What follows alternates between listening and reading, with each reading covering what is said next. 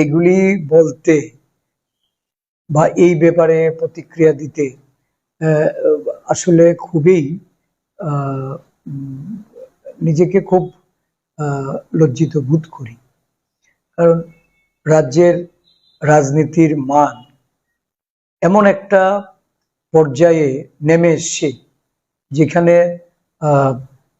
নির্বাচিত প্রতিনিধি বলুন বা রাজনৈতিক দলের নেতা বা নেতৃস্থানীয় যারা, তাদের সম্পর্কে যে ভুল বার্তা জনগণে যাচ্ছে, এটা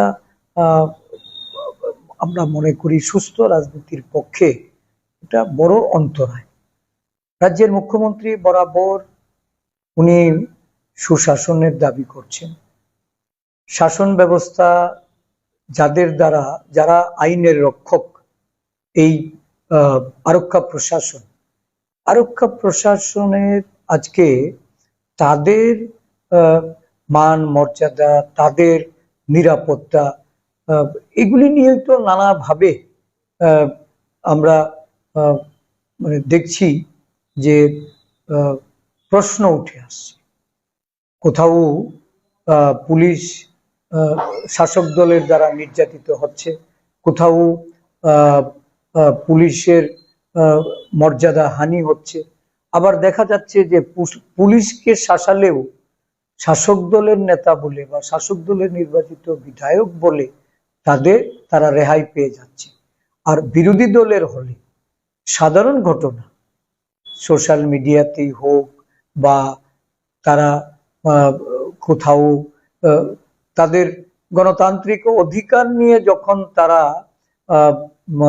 প্রতিবাদী হন বা লড়াইয়ে যান, সেখানে আরক্ষা প্রশাসনকে লেলিয়ে দিয়ে কঠোর ব্যবস্থা গ্রহণ করতে এই রাজ্যের মুখ্যমন্ত্রী বা তার প্রশাসন পিছপা হয় না। এটা অত্যন্ত নিন্দনীয় যে এই আরক্ষা প্রশাসনের প্রতি একজন জনপ্রতিনিধির এই ধরনের বা অসাংবিধানিক বা অগণতান্ত্রিক তার যে ব্যবহার, এটা বলা চলে যে এক কথায় পুলিশকে কিভাবে খাটো করে, পুলিশকে দীর্ঘ সময় একটা অংশকে দরদাস হিসাবে ব্যবহার করাতে আজকে মর্যাদা শুধু ক্ষুণ্ণই হচ্ছে না, পুলিশ তার গরিমা হারিয়ে ফেলছে।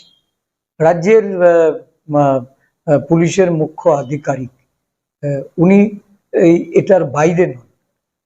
পুলিশের মর্যাদা রক্ষার্থে, পুলিশের গরিমা রক্ষার্থে এটা বারে বারে এই প্রশাসন তারা ব্যর্থতার নজির তৈরি করেছে।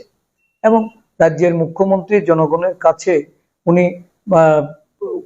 ভালো ভালো কথা বলে, আইন শৃঙ্খলার উন্নতির কথা বলে, নিরাপত্তার উনি আশ্বাস দিয়েও উনি চূড়ান্ত রূপে ব্যর্থ। কারণ উনার কথা, উনার দলের জনপ্রতিনিধি বলুন, মন্ত্রী বলুন, উনার শাসক দলীয় নেতৃত্ব বলুন, কেউ উনাকে এই বিষয়ে বলা চলে এক কথায় পাত্তাই দেয়।